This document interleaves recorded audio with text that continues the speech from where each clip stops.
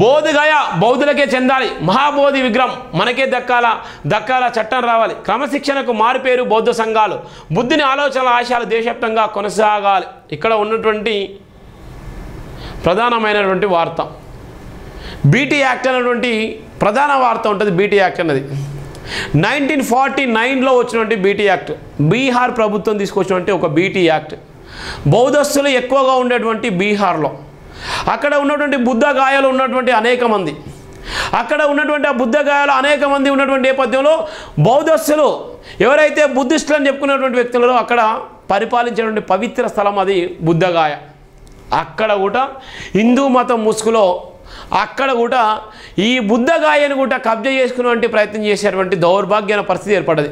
అందుకోసమే BT act 1949 దాన్ని రద్దుపరిచి అక్కడ ఉన్నటువంటి అత్యధిక జనాభా కలిగినటువంటి ఎవరైతే ఉన్నారో ఎవరైతే అక్కడ బౌద్ధస్తులున్నారో ఆ బౌద్ధస్తులకు కేటాయించాలని బీటీ యాక్ట్ రద్దు చేయాలని ఆకాష్ లామా ఇవాళ దేశవ్యాప్తంగా తిరుగుతున్న నేపథ్యం ఉంది. ఆయనే ఆల్ ఇండియా బుద్ధిస్ట్ ఫోరానికి జాతీయ జనరల్ సెక్రటరీగా ఉన్నాడు. నేను తెలంగాణ రాష్ట్ర ఉపాధ్యక్షుడిగా నేను ఉన్నాను. ఇవాళ నిన్న జరిగినటువంటి మీటింగ్లో ఇవే విషయాలు చెప్పుకోవడం జరిగింది. రాజ్యాంగం ఎంత ప్రమాదం ఉందో, ఇలా పరిస్థితులు ఎన్ని ప్రమాదంగా ఉందో, ఎంత దారుణంగా ఇబ్బందులకు గురి చేస్తున్నారో చెప్పడానికి ఇది ఒక ప్రధానమైనటువంటి వార్త.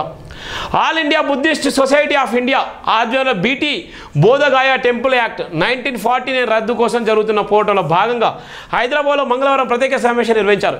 ఈ సమావేశానికి ముఖ్య అతిథిగా హాజరైన doctor Akash Lama all India Buddhist forum general secretary పాల్గొని మాట్లాడుతూ బౌద్ధ మతానికి అత్యంత పవిత్ర స్థలమైన బోధగాయలో మహాబోధి విగ్రహాన్ని బౌద్ధుల ఆధీనంలోకి తీసుకురావడం కోసం బుద్ధిస్టులు చేస్తున్న పోరాటాలు విజయం సాధించాలని, వాటి కోసం దేశవ్యాప్తంగా బౌద్ధ సంఘాలు ప్రతినిధులు ఐక్య ఉద్యమాలు కొనసాగించాలని పిలుపునిచ్చారు.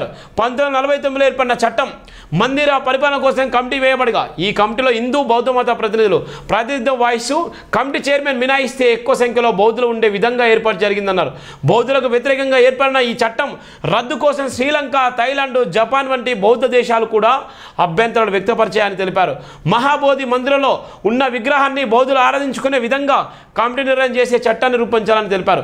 క్రమశిక్షణకు అత్యంత మారుపేరుగా బౌద్ధ సిద్ధాంతాలు ఉంటాయని, వాటిని శాసించడం కోసం స్వార్థపు రాజకీయాలు కొనసాగిస్తున్న బీహార్ పాలకులకు వ్యతిరేకంగా చట్టాన్ని రద్దుపరచడం కోసం దేశవ్యాప్తంగా ప్రపంచవ్యాప్తంగా బుద్ధిస్టులు, బౌద్ధ సంఘ ప్రజలు ఐక్య పోరాటాలు చేసుకొని మహాబోధి విగ్రహాన్ని కాపాడుకొని సూచించారు. ఈ కార్యక్రమంలో బుద్ధిస్ట్ సంఘాలు ప్రతినిధులు అధిక సంఖ్యలో పాల్గొనగా తెలంగాణ రాష్ట్ర బుద్ధిస్ట్ సంఘం ఉపాధ్యక్షుడు డాక్టర్ బరిగల శివ కూడా పాల్గొని ఇవాళ అంతా కూడా చేయించడం జరిగింది.